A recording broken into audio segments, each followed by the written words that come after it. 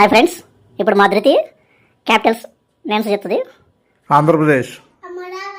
Arunachal Pradesh, Assam, Bihar,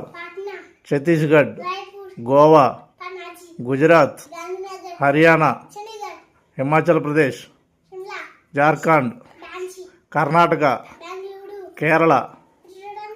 Madhya Pradesh, Maharashtra, Manipur,